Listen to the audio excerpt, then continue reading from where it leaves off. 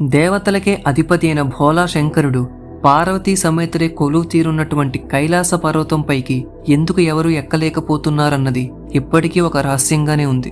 అసలు కైలాస పర్వతం పైన నిజంగానే శివుడు ఉన్నాడా? ఎందుకని ఈ కైలాస పర్వతాన్ని ఎవరూ అధిరోహించలేకపోతున్నారు? ఇలాంటి ఎన్నో ఇంట్రెస్టింగ్ విషయాల్ని ఈ వీడియోలో తెలుసుకుందాం. సో వీడియోని ఎక్కడ స్కిప్ చేయకుండా లాస్ట్ వరకు చూడండి. మనందరికీ తెలియని విషయం ఏంటంటే, రష్యాకి చెందిన ఒక పర్వతారోహకుడు కైలాస పర్వతాన్ని ఎక్కాలనుకున్నాడు. అతను 8848 మీటర్ల ఎత్తు ఉండే మౌంట్ ఎవరెస్ట్ని ఎక్కినప్పుడు కేవలం 6638 మీటర్ల ఎత్తు ఉండే కైలాస పర్వతం ఎక్కడం ఒక లెక్క అని భావించాడు. చాలామంది అతన్ని ఆ పర్వతంపైకి ఎక్కద్దని చెప్పారు. కానీ అతను అవేవీ పట్టించుకోకుండా పూర్తి ధైర్యంతో నమ్మకంతో కైలాస పర్వతం పైకి ఎక్కడం ప్రారంభించాడు.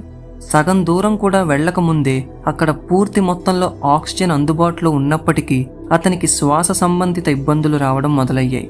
అయినప్పటికీ ఆ పర్వతారోహకుడు అస్సలు వెనక్కి తగ్గకుండా ముందుకు వెళ్లడానికే నిర్ణయించుకున్నాడు. మరికొంచెం ఎత్తుకు ఎక్కిన తరువాత అతని గుండె కొట్టుకునే వేగం మరింతగా ఎక్కువైంది.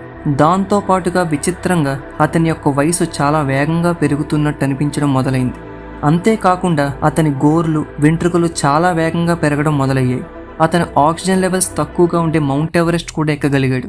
కానీ అతనికి మౌంట్ కైలాష్ మీదకి ఎక్కడానికి భయం వేయసాగింది. అతనికి అక్కడ ఎవరో పక్కనే ఉండి అతన్ని ఎక్కనీయకుండా ఆపుతున్నట్టుగా అనిపించింది. అలాంటి విచిత్రమైన అనుభవాల తరువాత తన నిర్ణయాన్ని మార్చుకుని ఎక్కడాన్ని అక్కడే ఆపేశాడు. ఇక్కడ అద్భుతమైన విషయం ఏంటంటే, ఆయన కిందకి దిగుతున్న సమయంలో ఆయన గుండె కొట్టుకునే వేగం సాధారణ స్థితికి చేరుకుంది. శ్వాస పీల్చుకునే సమస్య కూడా తీరిపోయింది. ఈ విషయాలన్నీ వింటే ఆశ్చర్యం కలుగుతుంది. అసలు కైలాస పర్వతాన్ని ఎవరూ కూడా ఎందుకు ఎక్కలేకపోయారు? దీని తరువాత అతనికి తెలిసింది, ఎవరైతే ఎక్కడానికి ధైర్యం చేశారో వాళ్ళిప్పుడిక్కడ లేరు. అయితే మరి కైలాస పర్వతం పైన ఎలాంటి శక్తి ఉంది? దాని కారణంగానే మనిషి కైలాస పర్వతం మీదకి పూర్తిగా వెళ్ళలేకపోతున్నారా? అసలు కైలాస పర్వతం పైన నిజంగానే దేవతలకే దేవుడైన మహాశివుడు కొలువుదీరి ఉన్నాడా? దీనికి సమాధానాలు ఇప్పుడు తెలుసుకుందాం. ఫ్రెండ్స్, కైలాస పర్వతం మన పక్క దేశం టిబెట్లో ఉన్న ఒక పర్వత శృంఖలాలు. దీని అంశం అనేది భారత్, చైనా వరకు వెళుతూ ఉంది.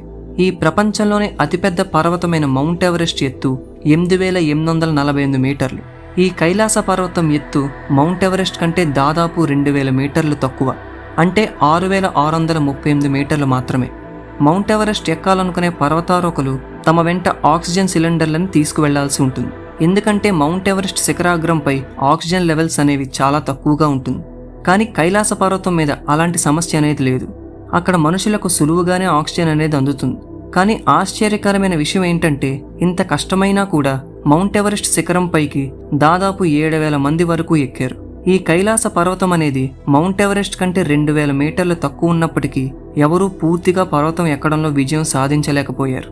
అసలు కైలాస పర్వతాన్ని సరిగ్గా సగం దూరం కూడా ఎవరూ చేరుకోలేకపోయారు. మరి కొంతమంది పర్వతం పైకి మొండిగా ఏదైతే అదైందని ఎక్కిన వాళ్ళు మళ్ళీ తిరిగి రాలేదు.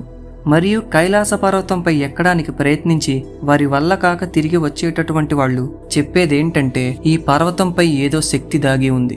అది ఈ పర్వతంపై మనుషుల రాక ఇష్టం లేదన్నట్టుగా విచిత్రమైన సంఘటనలు సృష్టిస్తోందని చెప్పుకొచ్చారు.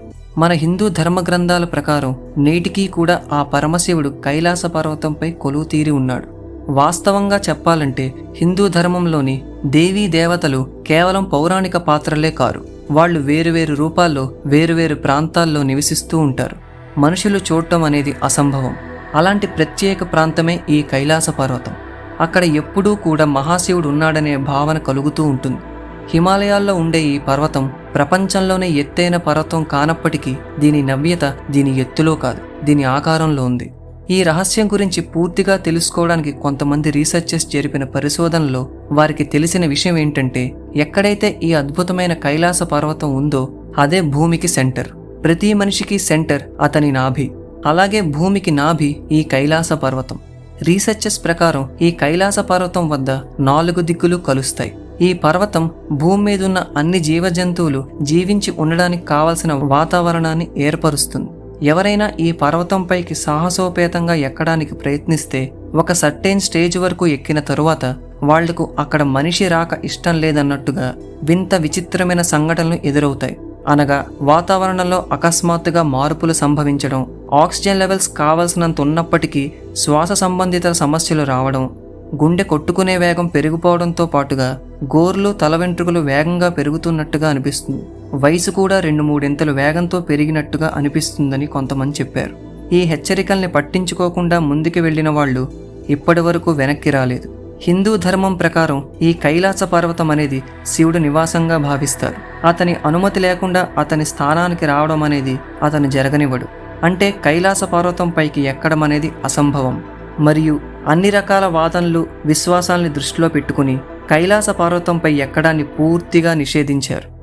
అయితే 2001లో ఆఖరిసారిగా స్పెయిన్కి చెందిన ఒక బృందం కైలాస పర్వతాన్ని ఎక్కడానికి ప్రయత్నించారు. వీళ్ళు హుషారుగానే ఎక్కడం మొదలుపెట్టారు, కానీ కొన్ని రోజుల తరువాత వారు వెనక్కి రావాల్సి వచ్చింది. అప్పటి నుండి ఇప్పటి వరకు ఎవరూ ఆ పర్వతం ఎక్కడానికి వెళ్ళలేదు. భారత్, టిబెట్ మరియు ఎన్నో దేశాల ప్రజలు ఈ పర్వతాన్ని ఒక పవిత్ర స్థానంగా భావిస్తారు. అందుకని దీనిపై ఎక్కడానికి ఎవరికీ అనుమతి లేదు. మన సనాతన ధర్మంలో ఈ పర్వతానికి ఎంతో మహత్వం ఉంది. మీరెప్పుడైనా కైలాస పర్వతం మానస సరోవరం దగ్గరకు వెళితే మీకు నిరంతరం ఒక శబ్దం వినబడుతుంది. మీరు శ్రద్ధగా వింటే ఆ శబ్దం డమరుకం లేదా ఓంలా వినిపిస్తుంది. అయితే ఈ శబ్దం వెనకున్న అసలు కారణం ఎవరికీ సరిగ్గా తెలియదు. అక్కడ వినిపించే శబ్దం చాలా రహస్యమయం మరియు ప్రత్యేకం. ప్రపంచంలో చాలామంది కైలాస పర్వతం మీద దేవుళ్లకే దేవుడు, మహాదేవుడు నివాసం ఉంటాడని విశ్వసించడం మొదలుపెట్టారు.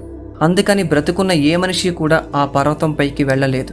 ఫ్రెండ్స్, మీరు కైలాస పర్వతం గురించి ఏమనుకుంటున్నారో మాకు కామెంట్ చేయండి. మీకు ఈ వీడియో నచ్చితే లైక్ చేయండి, షేర్ చేయండి. ఇలాంటి మరిన్ని ఇంట్రెస్టింగ్ వీడియోస్ కోసం మన ఛానల్ని సబ్స్క్రైబ్ చేసుకోండి. Thanks for watching.